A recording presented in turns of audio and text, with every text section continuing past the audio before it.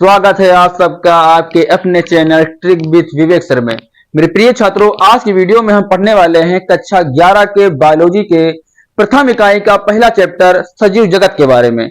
चलिए जानते हैं कि सजीव जगत को कैसे बांटा गया, यानी जो समस्त जीव अर्थात जिसमें जान हो, जो प्रजनन करें, उत्सर्जन करें, गमन करें, गति करें, वो क्या कहलाते हैं? सजीव कहलाते हैं। तो सबसे पहले सजीवों को कितने भागों में बांटा गया और किसने बांटा? तो देखिए, सजीव जगत को सबसे पहले अरस्तु ने बांटा था। आज से लगभग 384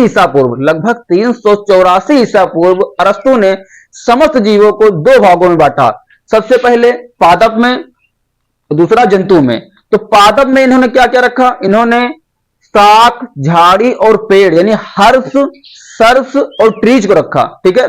इसके बाद इन्होंने जंतुओं में दो सरल आकारकी के आधार पर बांटा और दो भागों में, पहला इनोइमा और दूसरा एनोइमा। अब इनोइमा में इन्होंने ऐसे जीवों को रखा जिसमें RBC red blood corpuscles present हो, एवं एनोइमा में ऐसे जीवों को रखा जिसमें आरबीसी एब्सेंट हो, यानी कि रेड ब्लड कॉर्पसेल्स लाल रक्त कणिकाएं ना पाई जाती हों। और दूसरा आधार क्या लिया इन्होंने इनोइमा में? जिसमें कशेरुक दंड पाया जाता हो। एनोइमा में ऐसे जीवों को रखा जिसमें कशेरुक दंड ना पाया जाता हो। जिससे कि इनोइमा में कौन कौन से जीव आ जाएंगे? हम लोग कशेरुकी हैं, मनुष्य हो गया, कुत्ता, बिल्ली इत्यादि। फिर एनोइमा में ऐसे जीवों को रखा जिसमें कीट वर्ग आते हैं, जैसे कि कीट वर्ग में क्या? सांप, केचुआ, ठीक है, इस प्रकार के जीव, ठीक है, कीड़े मकोड़े। फिर हमारे सबसे महान वैज्ञानिक जिन्हें आधुनिक जंतु जगत के वर्गीकरण का पिता कहा जाता है, कैरोलस लिनियस साहब आए। इन्होंने 1735 ईस्वी में समस्त जीवों को दो जगत में बांटा, जंतु जगत और पादप जगत। जंतु जगत में इन्होंने कुछ गलतियां कर दी। इन्होंने क्या किया कि प्रोकैरियोटिक और यूकैरियोटिक को एक साथ में ही रख दिया, ठीक है, यानी कि एक कोष की और बहु कोष के जीवों को एक में रख दिया। एवं पादप में क्या किया कि कवक, शैवाल, जितने भी सबको एक ही में रख दिया। इसीलिए इनका ये भी जो वर्गीकरण किया इन्होंने, द्विजगत पद्धति विफल रहा।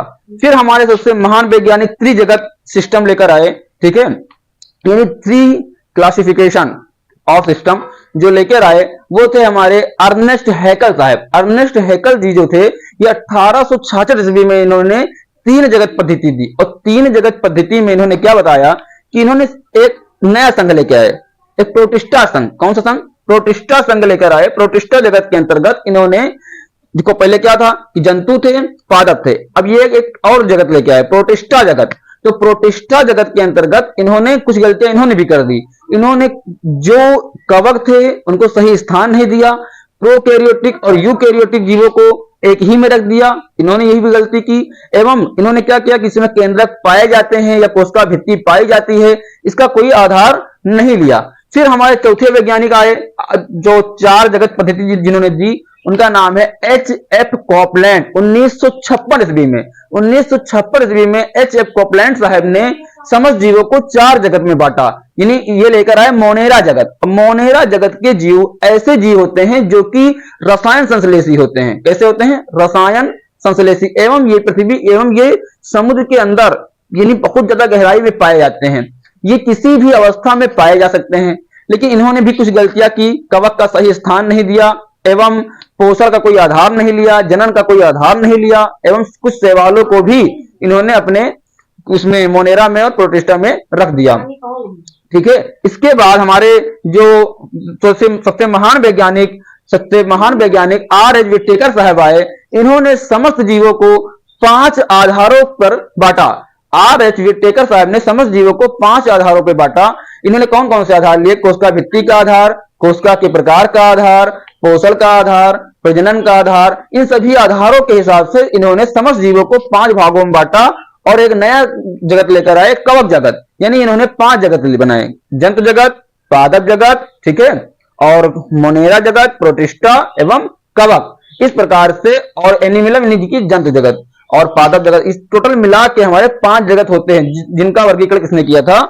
हमारे सबसे महान वैज्ञानिक 5 जगत पद्धति के जो रचयिता हैं R.H. विटेकर साहब ने 1966 ईस्वी में। तो आशा करते हैं आपको ये वीडियो पसंद आई होगी। बहुत बहुत धन्यवाद।